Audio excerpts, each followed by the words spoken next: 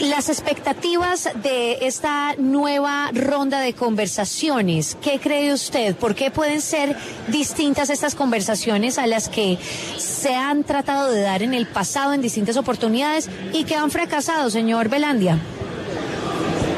Bueno, yo diría que las condiciones del país han cambiado de una manera dramática. Antes no teníamos un gobierno de izquierda, de popular, y menos pues con un programa de transformaciones y reformas avanzadas como las que tenemos en la actualidad. De modo pues que ya no hay muchas razones para que la insurgencia siga manteniendo las armas o el discurso de las armas para procurar por cambios.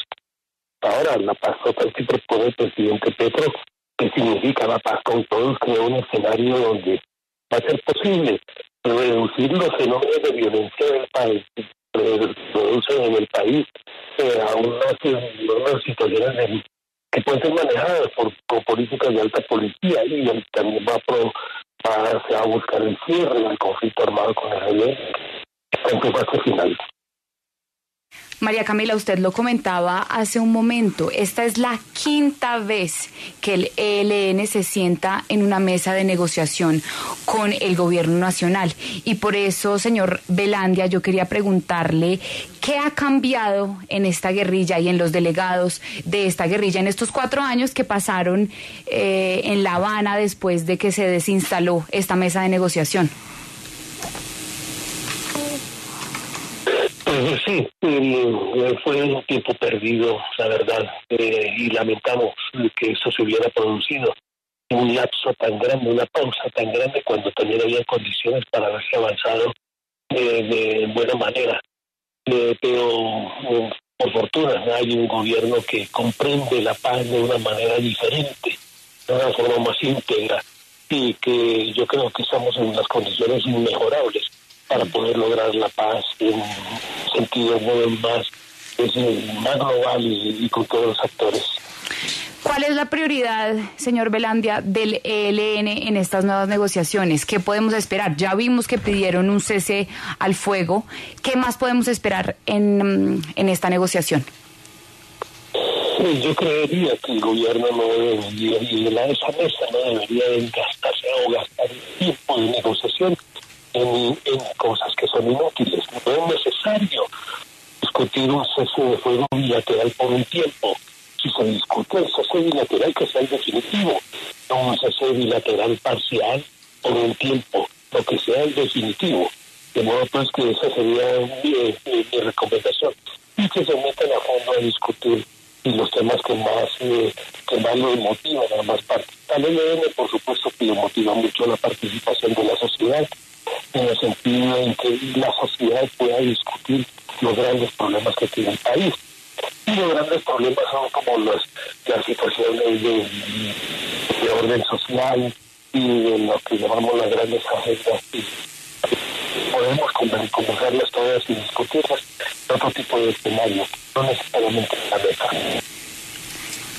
Señor Velandia, vamos a volver a llamarlo porque estamos perdiendo la comunicación y queremos escuchar esta entrevista lo más claro posible, porque esta es, como decía María Camila, la noticia del día, de la semana y del mes. Y María Camila, mientras que reconectamos al señor Velandia, quiero hacerle un resumen de quiénes son los negociadores. Sí. Por parte del gobierno va a estar Oti Patiño. Él participó en las negociaciones del M19. También está María José Pizarro, Iván Cepeda y Alberto Castilla. Y del lado del ELN, María Camila, está Nicolás Rodríguez, alias Gavino, Aureliano Carbonell y Pablo Beltrán. Recordemos que las mesas de negociación inician mañana en Venezuela. Ahí no estaba también Violeta José Félix Lafri. Claro. Muy importante. Sí, María Camila. Sí. ¿Sabe que también es importante, aparte de la tan polémica participación del señor Laforí en estas conversaciones? Es importante preguntarle al señor Velandia sobre conversar en medio de una confrontación en donde todavía no se ha cesado el fuego, ¿no? Claro. Entonces, eso es ese es el primer paso. De hecho, hablábamos hace 8 días con el ex jefe negociador, Así también se hizo... con el ex jefe negociador, Iván Cepeda, y Alberto Castilla, y del lado del ELN va a estar Oti Patiño. Él participó en las negociaciones del M19. También está María José Pizarro, Iván Cepeda y Alberto Castilla. Y del lado del ELN va a estar Nicolás Rodríguez, alias Gavino, Aureliano Carbonell y Pablo Beltrán. Recordemos que las mesas de negociación inician mañana en Venezuela. Sí, Señor. No, le decía a María Camila que así también se hizo al principio del proceso de FARC, del paz con las FARC, ¿no? Al principio todavía seguía la confrontación armada, pero ya me dicen que tenemos al señor Velandia en línea. Señor Velandia, gracias por volver a estar con nosotros y me gustaría preguntarle, ¿usted cómo analiza la participación de José Félix Laforí, el presidente de FEDEGAN, en esta mesa de negociaciones? ¿Lo ve como algo positivo? Por supuesto que sí. Alguien me preguntaba ¿qué opina de eso? Le he dicho de una manera muy coloquial, buenísimo. Y buenísimo porque es que el país ha conocido, todos hemos conocido. El señor Félix Laforí es un dirigente gremial, una persona con muy importante para el país, no solamente para su gremio, sino para el país, que ha sido también reconocido, muy caracterizado, adversario de la paz, al menos con el proceso de paz con la FARC, en un contexto obviamente un poco diferente, pero y verlo ahora muy determinado, muy decidido y de cierta forma hasta con una actitud muy disponible a participar en un proceso, esto hay que saludarlo con beneplácito y yo me congratulo por ello. Es que el asunto de la paz es un asunto que es de la sociedad, no es un asunto de un sector o de unos contra otros, no. La paz es una construcción en la que tenemos que estar todos implicados. Sí, señor Velandia, ahora estábamos hablando de la importancia de conversar en medio de un cese al fuego de las distintas guerrillas. Claro, en el proceso con las FARC se empezó a negociar cuando todavía no había un cese al fuego ni total ni parcial. Sin embargo, acá distintos exnegociadores que han tenido la oportunidad de estar allí sentados con esta guerrilla, por ejemplo, el señor Restrepo, con el que hablábamos hace 8 días, decía que lo más importante por ahora es que hagan ese alto al fuego, que no hagan o que paren mejor este tipo de actos, por ejemplo, terroristas en distintas zonas del país, que no secuestren más, que no extorsionen más. ¿Usted cómo ve la voluntad por parte de la guerrilla en cesar este tipo de actos? Mira, llegar a un cese bilateral de fuegos es muy fácil.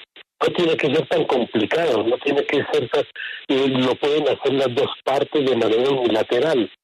Es la expresión pública y con hechos reales de bajar la confrontación a mínimos.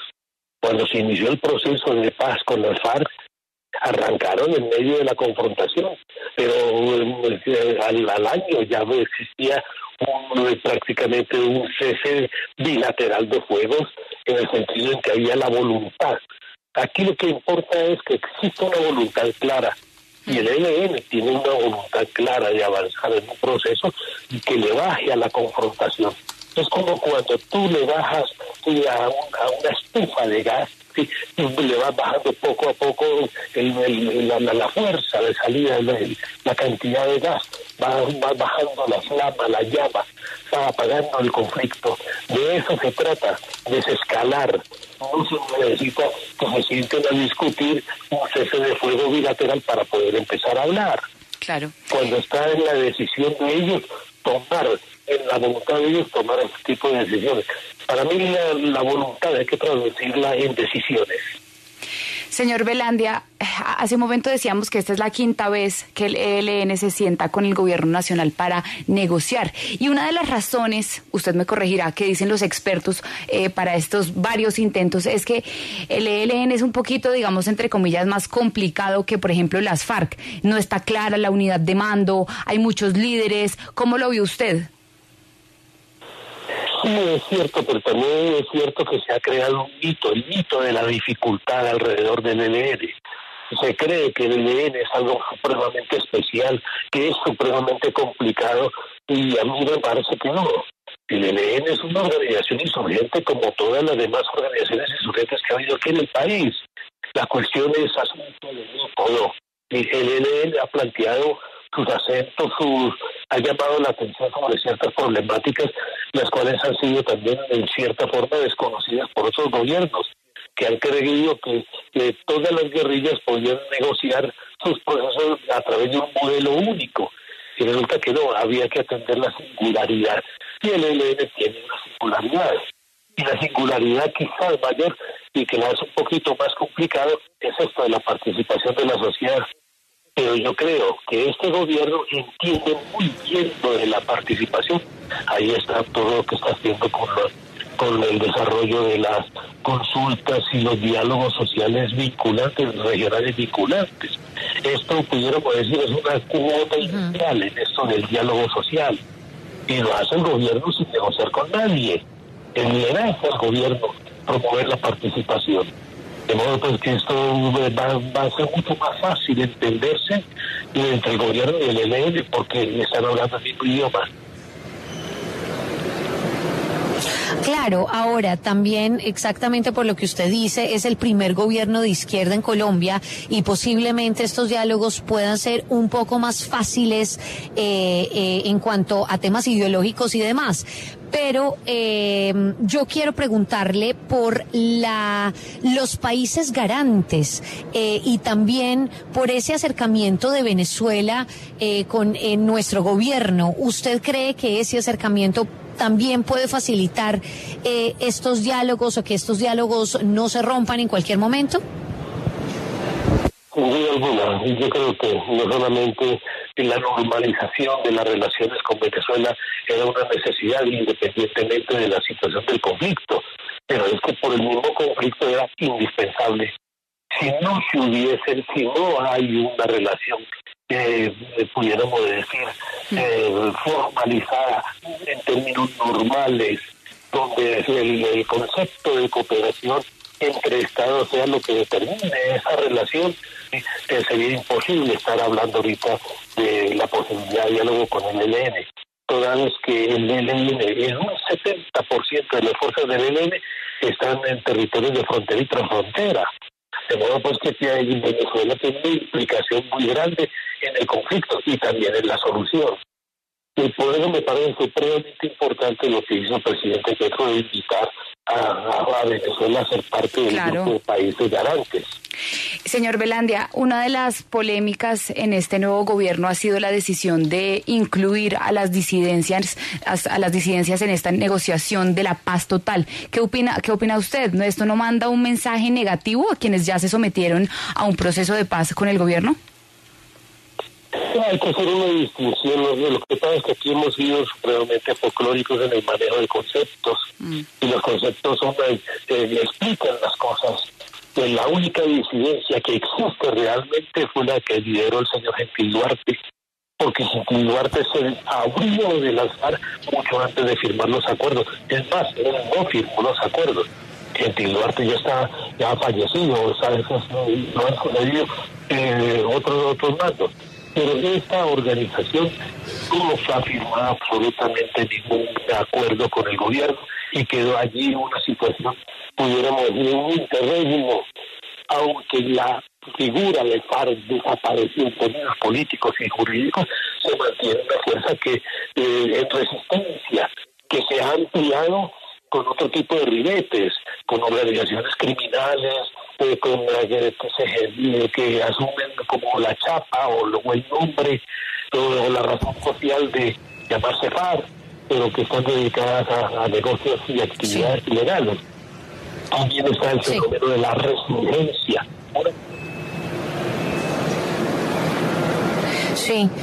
Pues señor Velandia, muchísimas gracias por haber estado con nosotros en W Fin de Semana. Él es Carlos Velandia, quien le decían Felipe Torres cuando estaba allí en el ELN. Esperamos entonces lo mejor para esta instalación de la mesa de negociación entre el gobierno nacional y la guerrilla del ELN. Gracias por haber estado con nosotros. Pues muy bien, gracias.